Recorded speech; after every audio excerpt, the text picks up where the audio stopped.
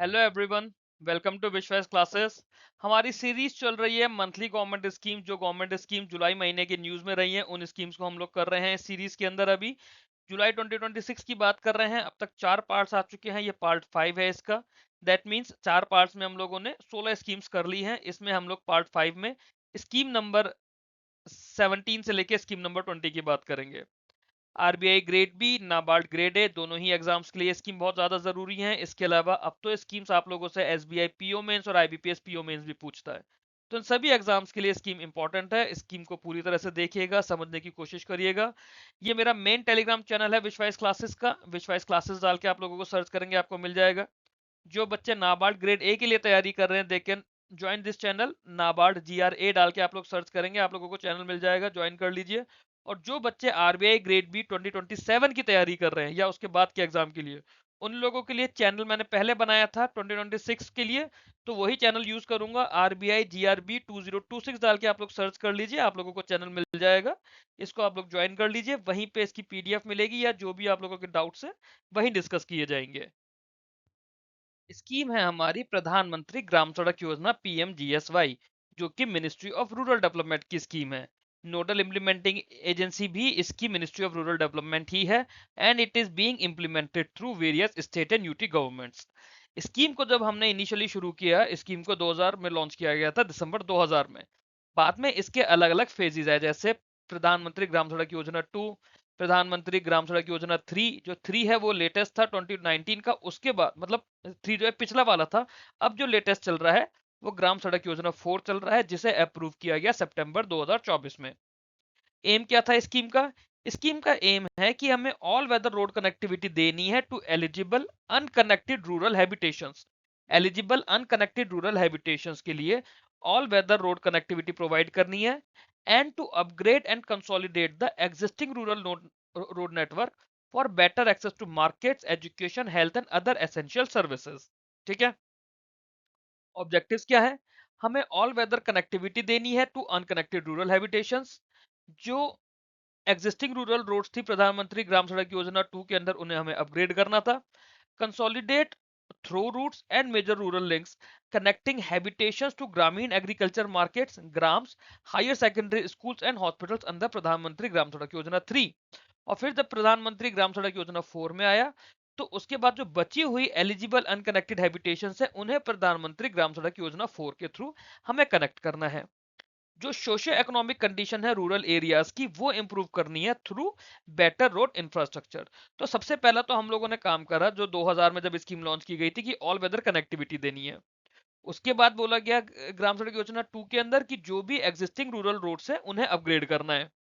फिर 3 के अंदर बोला गया कि अब जो रूट्स है ना, रूट्स और मेजर रूरल लिंक्स हमें बनाने हैं हैबिटेशंस के, ग्रामीण एग्रीकल्चर मार्केट्स के लिए, हायर सेकेंडरी स्कूल्स के लिए, हॉस्पिटल्स के लिए, इन्हें हमें बेटर करना है। और ग्राम सड़क योजना 4 में बोला गया जो रिमेनिंग एलिजिबल अनकनेक्टेड हैबिटेशंस है उन्हें कनेक्ट करना है। और ये सब करके जो सोशियो इकोनॉमिक कंडीशन है रूरल एरियाज की, बेटर रोड इंफ्रास्ट्रक्चर अगर रहेगा तो उसके थ्रू सोशियो इकोनॉमिक कंडीशंस को इंप्रूव करना है। की फीचर्स क्या है? पहली चीज तो ये है कि मल्टी फेज प्रोग्राम है विद डिस्ट्रिक्ट वर्टिकल्स। जैसे ग्राम सड़क योजना 1 के अंदर हमने नई कनेक्टिविटी दी हैबिटेशंस को, ग्राम सड़क योजना 2 के अंदर हमने अपग्रेड करा एग्जिस्टिंग रूरल रूट्स को, ग्राम सड़क योजना 3 के अंदर हमने कंसोलिडेशन करा थ्रू रूट्स को और मेजर रूरल लिंक्स को, और ग्राम सड़क योजना 4 में हमने रिमेनिंग अनकनेक्टेड हैबिटेशंस को कनेक्टिविटी दी। तो एक तो मल्टी फेस प्रोग्राम है with district verticals. Road connectivity project है for left wing extremism affected area, इसे RCPL विया कहते हैं।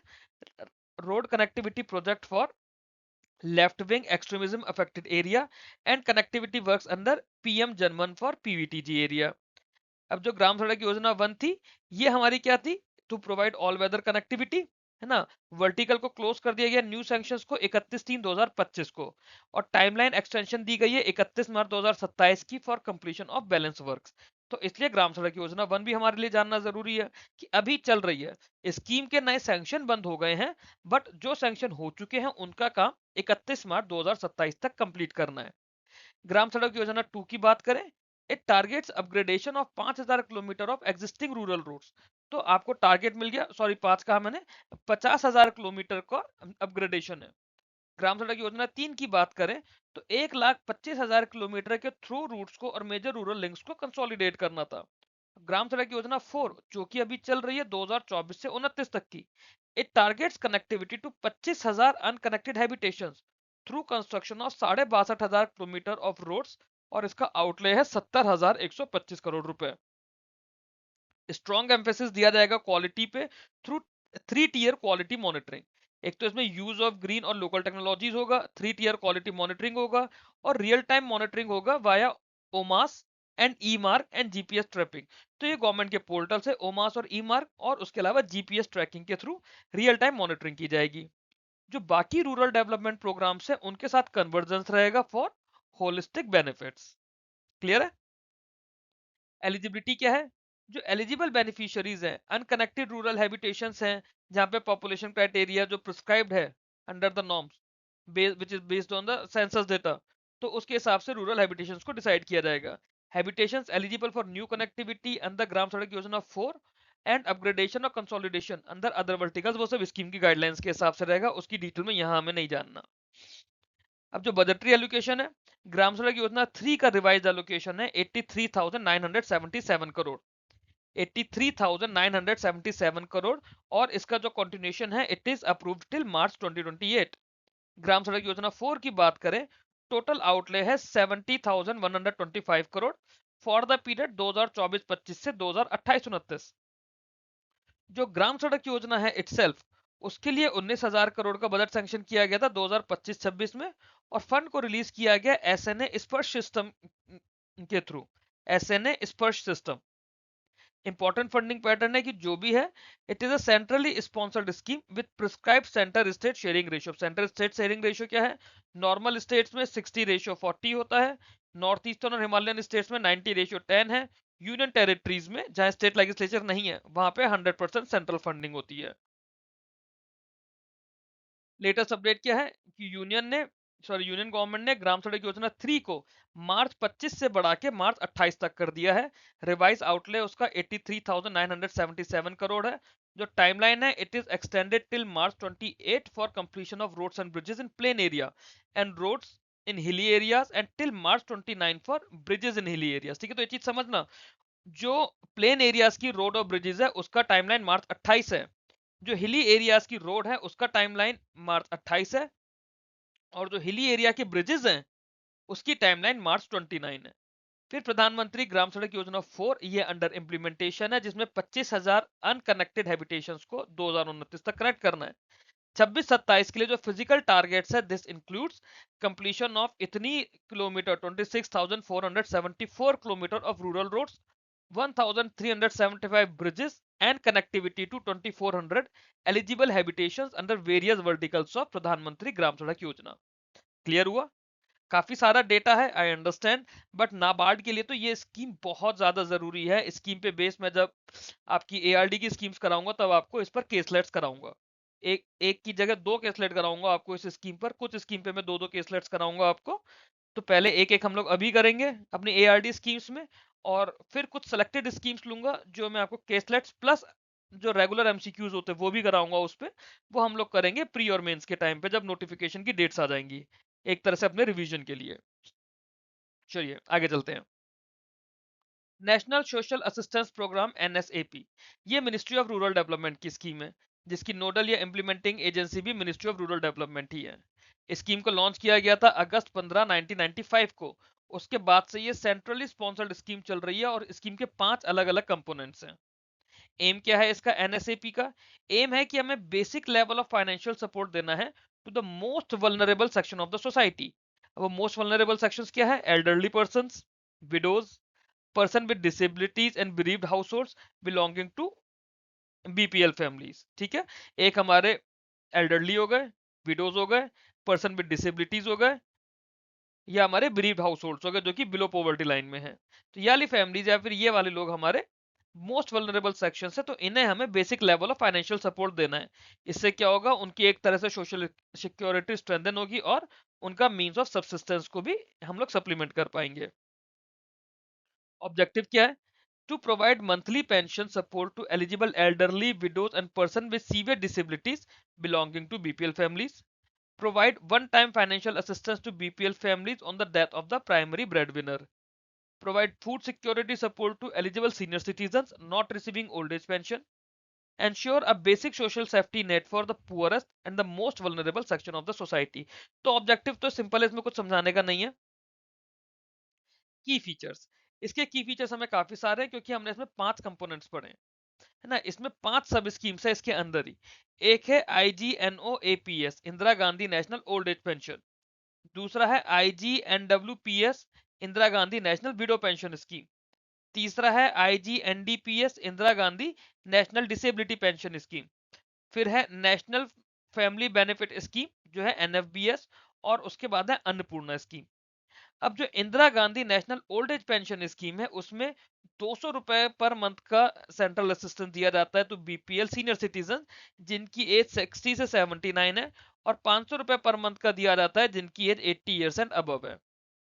Indira Gandhi national window pension scheme के अंदर 300 रुपए का सेंट्रल असिस्टेंस दिया जाता है टू द बीपीएल विडोज जिनकी एज 40 से 79 है, और 500 रुपए का दिया जाता है जिनकी एज 80 से अबव है। IGNDPS जो है हमारा नेशनल डिसेबिलिटी पेंशन स्कीम, इसके अंदर सेंट्रल असिस्टेंस 300 रुपए का है per month to BPL families with 80% और मोर डिसेबिलिटी, जो कि 18 से 79 ईयर्स के हैं, और 80 साल से ऊपर वाले लोगों के लिए 500 रुपए per month. National family benefit scheme के अंदर वन टाइम 20,000 रुपए दिए जाते हैं to the survivor head of a BPL family on the death of the primary breadwinner जिसकी एज 18 से 59 हो। जो प्राइमरी ब्रेड विनर 18 से 59 का है उसको 20,000 रुपए का अगर फाइनेंशियल असिस्टेंस मिलेगा, बीपीएल फैमिली है मतलब उनके पास सेविंग्स वगैरह सच नहीं है, सिर्फ राशन मिलता है पीडीएस सिस्टम से, तो 20,000 में वो पर्सन भी कोई छोटा मोटा अपना ठेला या फिर मतलब ऐसा कुछ भी शुरू कर सकता है। कुछ नहीं तो चाय की टपरी, पान की दुकान टाइप का काम शुरू कर सकता है। तो इस तरह की चीजें मतलब कहीं ना कहीं ये लोगों की हेल्प होती है। चाहे 300 रुपए क्यों ना हो, जिसके पास कुछ भी नहीं है ना, वो 300 रुपए में भी एटलीस्ट 2 दिन 4 दिन 10 दिन खाना खा सकता है। फिर एक अन्नपूर्णा स्कीम थी, इसका 5वां कंपोनेंट, इसके अंदर 10 केजी फूड ग्रेन्स दिए जाते हैं per month free of cost to eligible BPL senior citizens who are not receiving old age pension. NSAP क्या करता है, it caters to approximately 3.09 crore BPL families with scheme wise ceilings caps fixed for each state और UT. State and union territories उन्हें encourage किया जाता है कि आप टॉप अप दो इसके ऊपर से, मतलब जो सेंट्रल असिस्टेंस है वो तो है ही है, उसके ऊपर से आप फर्दर टॉप अप कर सकते हो 50 से 5700 रुपए पर मंथ, ताकि जो एवरेज पेंशन है, एवरेज पेंशन काफी सारी स्टेट्स में इसके बाद से 1100 रुपए हो चुकी है। अब देखो 300 रुपए सुन के मे भी आप लोगों को अजीब सा लग रहा हो, बट 1100 रुपए, 1100 रुपए इतना तो है ना कि इंसान कम से कम 15 दिन खाना खा लेगा भाई। अब ये लोग कोई बड़े रेस्टोरेंट्स में तो जाकर खाना नहीं खाएंगे ना, छोटे से ढाबे पे खाएंगे। या आप यही सोच लो कि 1100 रुपए है, 10 किलो फूड ग्रेन मिल रहा है, तो लकड़ी का चूल्हा जला के या फिर जो उज्ज्वला स्कीम आई है उसके बाद गैस सिलेंडर के थ्रू इंसान अपना गुजारा भत्ता किसी तरह करने की कोशिश करता है। बेनिफिशियरी डिटेल्स फुली डिजिटाइज्ड है इंक्लूडिंग आधार, बैंक अकाउंट और मोबाइल नंबर जहां पर भी अवेलेबल है। डिजिटल लाइफ सर्टिफिकेट सिस्टम भी इंट्रोड्यूस कर दिया गया है पेंशनर्स के लिए। एलिजिबिलिटी क्या है, जो एलिजिबल बेनिफिशियरीज हैं, below poverty line elderly person 60 से ऊपर वाले, बीपीएल फैमिलीज में 40 से ऊपर वाले, BPL family with severe disability 18 से ऊपर वाले, BPL families on the death of the primary bread winner, और अन्नपूर्णा जो है ये सभी बीपीएल सीनियर सिटीजन को कवर करता है जिन्हें ओल्ड एज पेंशन नहीं मिलती। मोस्ट इंपॉर्टेंट यही है कि they must belong to BPL category as per the prescribed criteria. उसके अलावा एज, डिसेबिलिटी या विडोहुड कंडीशंस की भी बात होती है। Assistance is provided up to the state UT wise ceiling और the number of digitised and eligible beneficiaries whichever is lower. Budgetary allocation की बात करें तो फाइनेंशियल ईयर 25-26 में एनएसएपी के लिए 9562 रुपीज करोड़ एलोकेट किए गए थे। फिर ये कंपोनेंट वाइज है, ये आप लोग रीड कर सकते हैं। सेंट्रली स्पॉन्सर्ड स्कीम है, सेंट्रल असिस्टेंस प्रोवाइड की जाती है as per the rates indicated above. State and UTs इसके ऊपर खुद अपनी तरफ से एक्स्ट्रा कर सकते हैं। लेटेस्ट अपडेट यही थी कि एनएसएपी ने बताया कि 3.09 करोड़ बीपीएल फैमिलीज को सपोर्ट किया गया है। बजट एलोकेशन 9652 करोड़ रुपए कर रहा है 2025-26 में भी। फुल डिजिटाइजेशन है बेनिफिशियरी डिटेल्स का, वो कंप्लीट हो चुका है, और Aadhaar based digital life certificate system भी इंट्रोड्यूस कर दिया गया है। अगली स्कीम आती है हमारी राष्ट्रीय वायुश्री योजना, आरवीवाई, जो कि ministry of social justice and empowerment की स्कीम है। ठीक है, ये क्या है, department of social justice and empowerment इसे देखता है और इसकी नोडल या इंप्लीमेंटिंग एजेंसी है एलिम्को, जो कि होता है artificial limbs manufacturing corporation of India. It is the sole implementing agency. 1 April 2017 को हम लोगों ने ये स्कीम को लॉन्च करा है। इसका एम है to provide assisted living devices to senior citizens belonging to BPL category और with limited income who are suffering from old age related disabilities or infirmities, so that as to restore their near normalcy in their body functions and help them overcome disabilities such as low vision, hearing impairment, loss of teeth and locomotor disabilities। ठीक है, तो ये हम लोग उन BPL families की बात कर रहे हैं जिन्हें कुछ इस तरह के बॉडी फंक्शंस में दिक्कत है, जिसकी वजह से उन्हें एक कम दिखाई देता है, उनके सुनने में दिक्कत है, उनके दांत नहीं है या फिर उन्हें चलने फिरने की दिक्कत है। उन लोगों को एक असिस्टेंट लिविंग डिवाइसेस दिए जाते हैं। ऑब्जेक्टिव क्या है, जो हमारे सीनियर सिटीजन है जो एज रिलेटेड डिसेबिलिटी से सफर कर रहे हैं, उनकी क्वालिटी ऑफ लाइफ को इंप्रूव करना, फ्री असिस्टेड लिविंग डिवाइसेस देना जिससे उन लोगों की मोबिलिटी, विजन, हियरिंग या बाकी फंक्शंस बेटर हो पाए। Door step delivery of devices करनी है for senior citizen 80 years and above के लिए, to promote dignity and independent living among the elderly poor. But किन के लिए, जो हमारे बीपीएल्स है। की फीचर क्या है, free distribution of assistant living devices to eligible senior citizens. Device क्या क्या दिए जाते हैं, जैसे लाठी है, walking sticks, elbow crutches, walker crutches, tripods या quadpods, hearing aids, wheel chairs, artificial dentures and spectacles. जो 80 से ज्यादा के सीनियर सिटीजन हैं उन्हें डिवाइसेस उनके डोर स्टेप पे मिलेंगे। बेनिफिशियरी को आइडेंटिफाई किया जाता है थ्रू असेसमेंट कैंप्स, जो कि रेस्पेक्टिव स्टेट गवर्नमेंट या डिस्ट्रिक्ट एडमिनिस्ट्रेशन के साथ मिलकर लगाए जाते हैं। डिवाइसेस को कैंप में ही डिस्ट्रीब्यूट किया जाता है। Artificial limbs manufacturing corporation of India ALIMCO जो है सोल इंप्लीमेंटिंग एजेंसी है इसके लिए। स्कीम का एम यही है कि जो बॉडीली फंक्शन से रिलेटेड इश्यूज है उसको चलते हुए भी लोगों की लाइफ में नियर नॉर्मलेंसी आ जाए। एलिजिबिलिटी बेनिफिशियरीज, सीनियर सिटीजन जो बीपीएल फैमिलीज के हैं या फिर वो जिनकी मंथली इनकम 15,000 से ज्यादा नहीं है और इसके साथ साथ they are suffering from any age related disability और इन्फर्मिटी, जैसे कि low vision, hearing impairment, loss of teeth या लोकोमोटर डिसेबिलिटी। बजटरी एलोकेशन क्या है, अब ये कोई क्लियरली स्पेसिफाइड नहीं है कि एक इसका मल्टी ईयर आउटले क्या होता है। ठीक है, स्कीम को सेंट्रली सेक्टर स्कीम की तरह किया गया है थोड़ा एलिम्को की, और जो एलिम्को के फंड्स हैं they are allocated under the ministry of social justice and empowerment. Central sector scheme है, फुली हमारी सेंट्रल गवर्नमेंट के थ्रू ही फंड की जाती है। लेटेस्ट अपडेट क्या है, as per the official portal of department of social justice and empowerment 6.76 lakh beneficiaries को कवर किया जा चुका है। Over 35.42 lakh assisted living devices को डिस्ट्रीब्यूट किया जा चुका है under the scheme through 318 plus camps. Next scheme आती है हमारी स्माइल स्कीम, जिसकी फुल फॉर्म होती है support for marginalised individual for livelihood enterprise. SMILE, ये स्कीम भी हमारी ministry of social justice and empowerment की है। डिपार्टमेंट है हमारा department of social justice and empowerment, और नोडल एजेंसी क्या है, डायरेक्टली मिनिस्ट्री है। And it is implemented with the support of state government, UTs, local urban bodies, voluntary organisation, सीबीओज and other institutions. Scheme को 2022 फरवरी में एक umbrella scheme की तरह launch किया गया था। उसके बाद इस स्कीम को दोबारा रिवाइज किया, सेकंड रिवीजन हुआ स्कीम्स का, गाइडलाइंस आई थी 10 जून 2025 को। एम क्या था, एम था कि कॉम्प्रिहेंसिव रिहेबिलिटेशन करना है, सोशो इकोनॉमिक एम्पावरमेंट करना है मार्जिनलाइज्ड इंडिविजुअल्स का, पर्टिकुलरली जो हमारे ट्रांसजेंडर पर्सन है या फिर वो लोग जो हमारे बैगिंग के अंदर इन्वॉल्व है, through a range of welfare measures including, अब वो वेलफेयर मेजर्स क्या क्या है, जैसे कि रिहेबिलिटेट करना, मेडिकल सपोर्ट करना, काउंसलिंग देना, एजुकेशन कराना, स्किल डेवलपमेंट कराना और इकोनॉमिक लिंकेजेस देना, with the goal of enabling them to live with dignity and self confidence. ठीक है, ये इसका एम है। ऑब्जेक्टिव्स क्या है स्कीम के, to achieve comprehensive rehabilitation of person engage in begging towards भिक्षा वृत्ति मुक्त भारत, बैगिंग फ्री इंडिया बनाने के लिए। ठीक है, भिक्षा वृत्ति मुक्त भारत बनाना है, बैगिंग फ्री इंडिया। वेलफेयर और रिहेबिलिटेशन सपोर्ट देना है ट्रांसजेंडर पर्सन को, मेडिकल फैसिलिटीज प्रोवाइड करानी है, काउंसलिंग, एजुकेशन, स्किल डेवलपमेंट और लाइवलीहुड अपॉर्चुनिटीज प्रोवाइड करनी है। प्रमोट करना है सोशल इंक्लूजन, रीइंटीग्रेट करना है मार्जिनलाइज्ड इंडिविजुअल्स को into mainstream society. Also strengthen convergence with state government, urban local bodies and community organisations. की फीचर्स की बात करें, तो एक तो ये अम्ब्रेला है सेंट्रल सेक्टर स्कीम का, जिसके अंदर इटसेल्फ दो सब स्कीम्स है। क्या क्या? Central sector scheme for comprehensive rehabilitation for welfare of transgender person.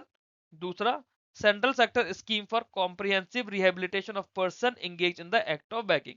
तो जो हमारे ट्रांसजेंडर पर्सन हैं उन लोगों के लिए अलग है इसका एक सब स्कीम, और जो हमारे लोग बैगिंग में इन्वॉल्व है उन लोगों के लिए अलग इसका एक सब स्कीम है। इसका फोकस है identification, rescue, rehabilitation and re integration. जो लोग बैगिंग में हैं उनको आइडेंटिफाई करना है, रेस्क्यू करना है, रिहेबिलिटेट करना है और री इंटीग्रेट करना है। सपोर्ट मेजर्स होते हैं जैसे कि provision of medical facilities, counselling, education, skill development and economic empowerment. Transgender person के लिए इसमें सपोर्ट मिलता है गरिमा गृह नाम से, दैट मीन शेल्टर होम्स, और बाकी वेलफेयर इंटरवेंशन भी हैं। स्ट्रॉन्ग एम्फेसिस है on convergence with state UT governments, urban local bodies, voluntary organization and community based organization. एक स्माइल बैगरी नेशनल पोर्टल है। स्माइल बैगरी नेशनल पोर्टल के थ्रू digital monitoring होगी for registration, tracking of rehabilitation centre and shelter homes. Scheme का second revision हुआ 10 June 2025 को, based on the third party evaluation recommendation for continuation during the 16th finance commission cycle. तो scheme का जो tenure है 16th financial commission के साथ साथ हो गया है 2026-27 तक, मतलब सॉरी 2026-27 से 2030-31 तक। टारगेट अंडर बैगरी सब स्कीम है कि हमें 35,000 पर्सन को कवर करना है बाई फाइनेंशियल ईयर 30-31, और expansion is plan to 295 cities. Currently 216 से ज्यादा सिटीज के अंदर ये ऑपरेशनल है और इसे 295 सिटीज तक लेकर जाना है।